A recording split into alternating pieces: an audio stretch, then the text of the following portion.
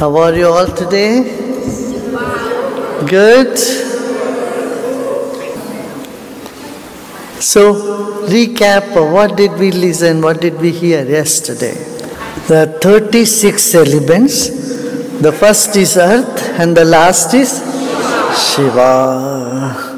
3 bodies, gross, subtle and causal body. Waking state, the gross body. Dreaming state, subtle body. Deep sleep, the causal body unconsciously. In meditation, causal body consciously. And that's how you draw energy. And then whatever is our fears, our anxieties, our resistance, our cravings, our aversion, those impressions stay in our subtle body. And the subtle body is the cause of next birth. That's the cause of our next birth. Now, what is the way to cleanse our subtle body? Meditation.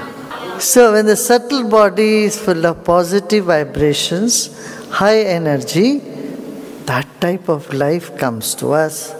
The subtle body is full of negative energy, then lower life comes where more misery happens in life. And usually in life there is a little bit of mixture of positive and negative. If it is all positive, then it is angelical body. If it's all negative, it is demonical. If it is a mix of positive and a little bit of negative, human birth, human body. So that is how it all happens, and it's happening. Now you are attached to somebody. Yesterday there was a question how to detach from the people whom I am too much attached. One is through knowledge. When you get to know the knowledge, oh, this is all just the spirit is one and we are one, already one. The second, that's through knowledge. Second is giving them something. You know, you are too attached to somebody, you give them a gift, your attachment gets reduced. Have you noticed this? It happens. Now why when your daughter is given away in marriage, a lot of things are given with the daughter? Because your attachment becomes a little less, unbearable. The attachment is unbearable if you don't give anything. When you give something, that attachment gets a little reduced. This is one of the possibilities. It happens. So if you are so much entangled with somebody and then you give them something with this intention, on my pain of attachment should go reduce, it will reduce. You have to give that with that intention. So these people use it in the wrong way also. If you give someone with an intention, let this person go to dogs, that will also work. Sometimes taking gifts from people whom you are not very friendly with you is dangerous. Dangerous means it's not so good, because there are people who have a bad intention and they gave you a gift. And you take that gift and that gift can give you those bad energy. So positive is also possible, negative is also possible. So, but you don't have to worry about it too much. But when you meditate or in the knowledge, these impacts are very much reduced because you are not taking anything. So giving also brings good karma. Good karma is freedom also. It reduces the attachments. What is mantra? That which rings in the mind and helps for you to overcome the mind. That is mantra. So, mantras, very good. Japa. Listening to mantras create more positive. How many of you noticed that? When you play mantra or listen to it in meditation, more energy comes. Have you noticed? You might have noticed, you may just put some filmy music, film song or some other music. Emotionally it is good, it just uplifts your emotion. But when you play mantra, it not only triggers emotion, it also brings energy. How many of you noticed this? That is it. The mantras that they also bring in more energy. Someone asked me a question yesterday. When Shiva is everywhere, why is it difficult to know? Shiva is everywhere. But to know Shiva, you need Shakti, you need energy. This room is here, but to know this room, you need light. Right? And the degree of light matters. When there is very little light, you cannot see, but a cat can see, an owl can see. Because owl needs only that much energy. But as human beings, we need more energy to see. And if it's less light, you can't read, but you can just feel it. There is right an amount of light, you can see, no. Like that, we need to have more energy. And how to increase energy? Meditation, japa, and Guru's presence, all this increases energy. You have heard about Kundalini. Kundalini, so many people talk about Kundalini. There are 3 types of Kundalini. One is called Para Kundalini. Para Kundalini, Kunda means pot. The whole universe is a pot, and the energy that is present in the entire universe is called Para Kundalini. And then second level is called Chit Kundalini. Chit Kundalini is what you experience in joy, in serenity, in deep meditation. That is present. That can be experienced in the body. Then you have Prana Kundalini. Prana Kundalini is the lowest, the first level or lowest level. Prana Kundalini comes to you like a jerk. Just like a jerk. Fraction of a second. That happens when you learn your first Kriya. What is happening? Some energy gets activated. Doesn't it do? That's called Prana Kundalini. Prana Kundalini is the beginning, and when you do hollow and empty meditation, you sit, you find a little jerk, some sensation. It happens for just fraction of a second.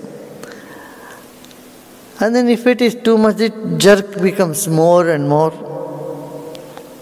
That can happen. For some people, they artificially try to do something, they get even bigger, shaking and jerk, and these things happen. Prana Kundalini. Chit Kundalini happens like a shower of light, like moonlight. It's calming, it doesn't come with a jerk. Chit Kundalini is what mostly happens. It happens around the Guru. It happens when you are going into deep knowledge. Do you notice when you listen to knowledge, sometimes your head, your brain, everything feels expanded? How many it happens? It just transports you into a level which is beyond prana, beyond the body. So, Chit Kundalini is very safe. Prana Kundalini, there are risks of people getting mentally a little bit deranged. So, I wouldn't prefer too many people going into Prana Kundalini thing, because there is a chance of going really out of balance is there in that. But Chit Kundalini, that is not there, because it is in your consciousness. It can only take as much as your consciousness can hold. Whereas Prana Kundalini and body can get little imbalanced. So the purpose of Prana Kundalini is to get to Chit Kundalini. You know, people give this Shaktipat, sometimes they go like this. Even in the evangelical thing, somebody falls down and they don't understand what it is. It is just little energy with a jerk, with a pump. It is brought in, and then that energy, makes you drop and forget all the other stuff. But it not necessarily take you to the next level. So many times they say, oh, Jubilee, hallelujah, oh, Lord is here and all that. So they get, no doubt, they get a little shift from a very negative mindset, but does not necessarily take you into a calm, serene, blissful state.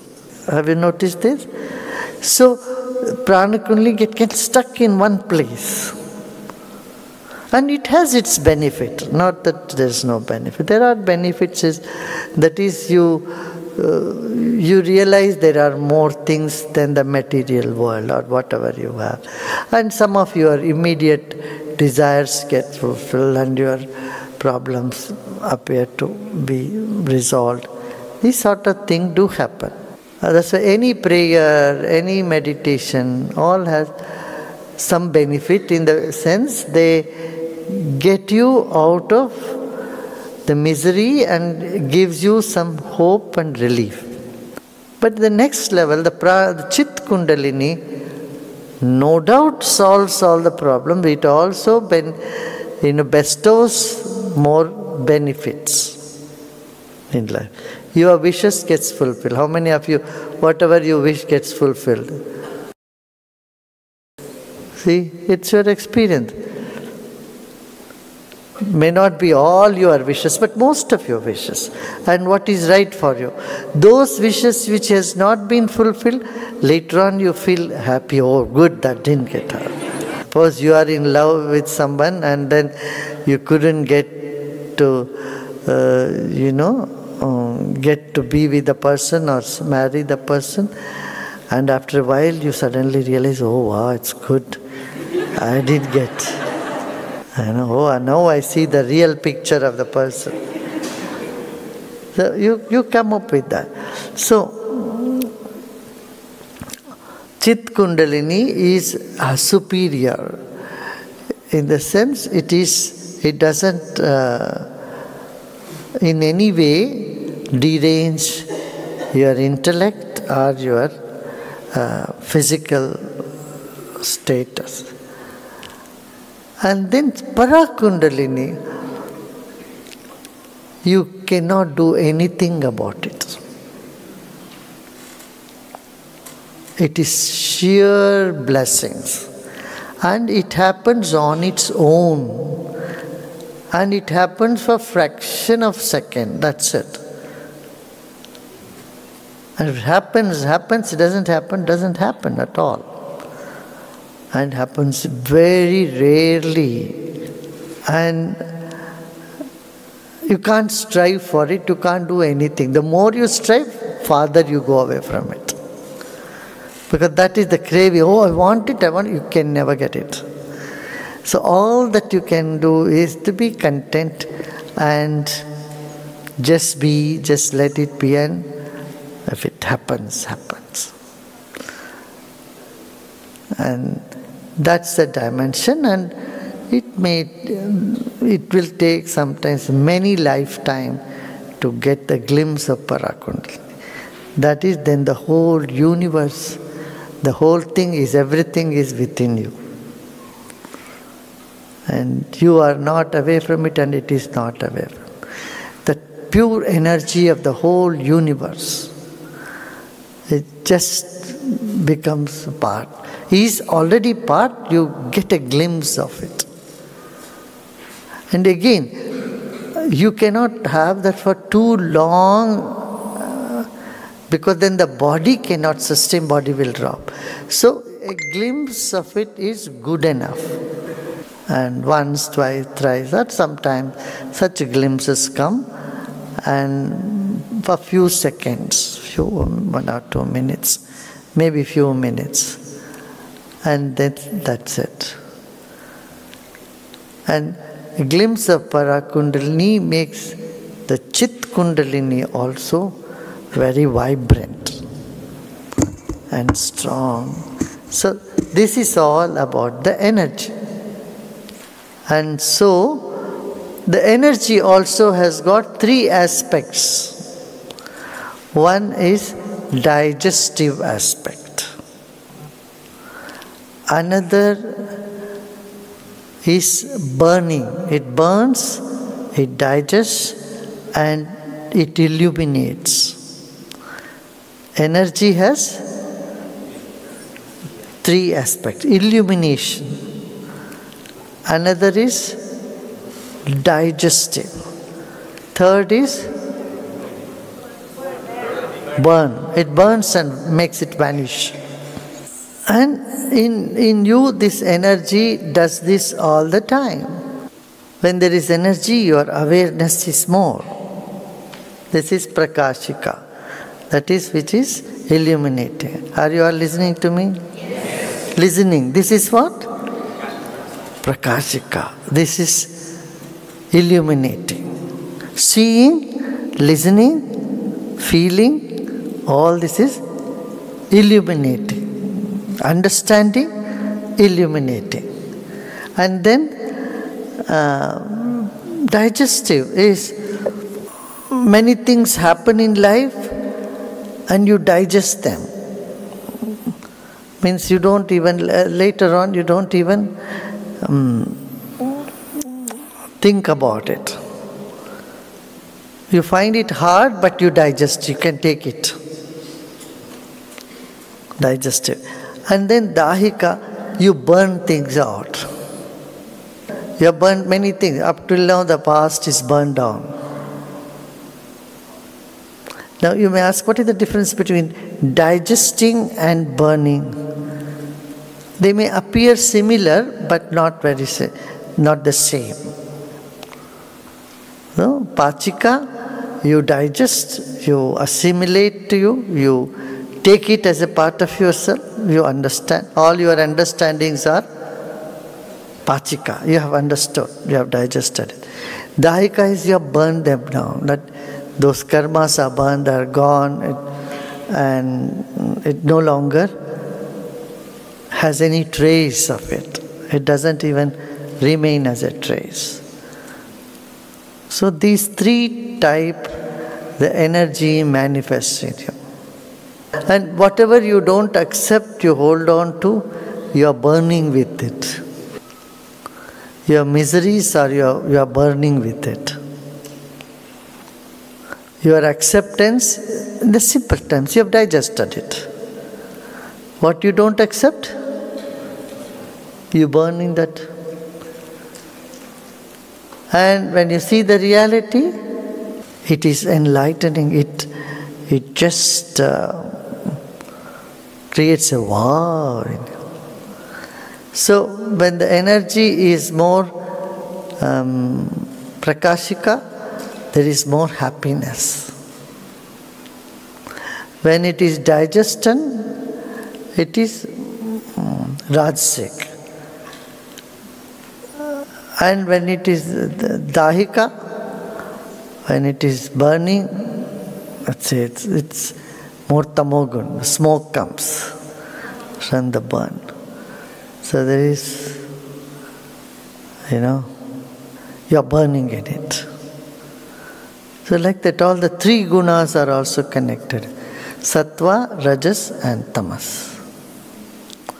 It is so intricate, no? So, knowledge is so vast, so deep. It's like any other physical sciences, like chemistry and physics. You study chemistry, the more you deep.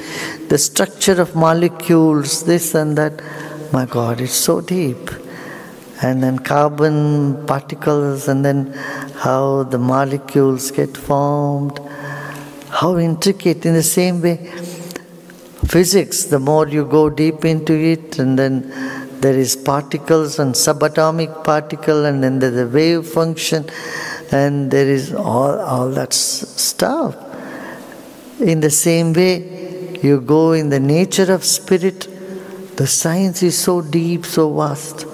You can write a PhD about it. You spend years going deep into it. Like cosmology, if you study cosmology, you don't stop by sun or 9 planets or 10 planets. You go beyond this to the Milky Way, and then you go beyond how many Milky Ways are there. And so the universe is infinity, and so all the knowledge is infinite. Universe is infinite, knowledge is also infinite. So it can go on and on and on. It's very fascinating. Now the art of dying. What do you want to know? First of all, you should know that you have no responsibility. All your responsibility is responsibility of a bigger mind, which has no death, which remains. In fact, the bigger mind, our higher self, is managing anything, running anything. Isn't it freedom? You feel so free. Oh, I have no responsibility. The bigger mind is taking care of everything. Second thing is, bless everybody. And know that everybody is not everybody. They are all just like shells in the ocean. So the ocean is life. The bodies are shells floating in the ocean. This knowledge, this awareness of this knowledge also brings freedom to the mind. Then the cravings and attachment, they just loosen up from you. Now, you are listening to me. Don't expect that to happen right away. It's not going to happen right away.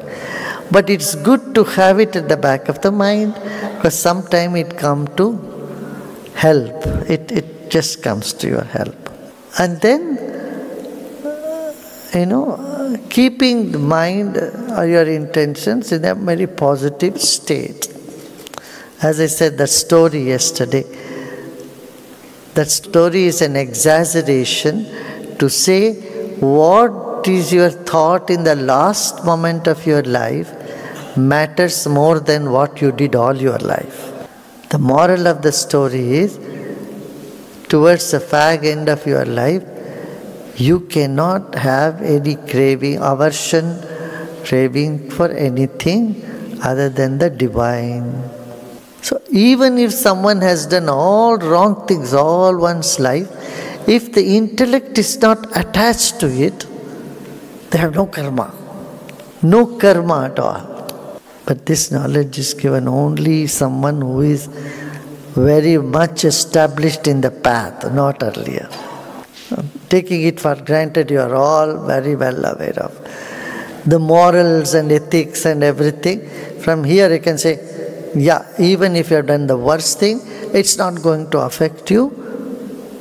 Why? You are not that stuff which is in action, but you are different from that. You are the witness consciousness. But this cannot be said to someone who is not on the path, who doesn't do meditation, who is into any form of intoxication, because he will misuse this knowledge, take this knowledge and continue to be in intoxication. That's why certain wisdom, knowledge is not given before a certain level of or certain status in the evolution, mental evolution.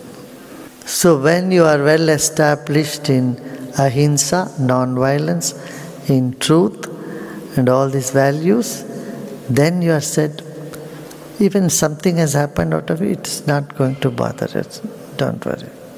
And so your intellect is not stuck with any impressions, pleasant, unpleasant, good or bad.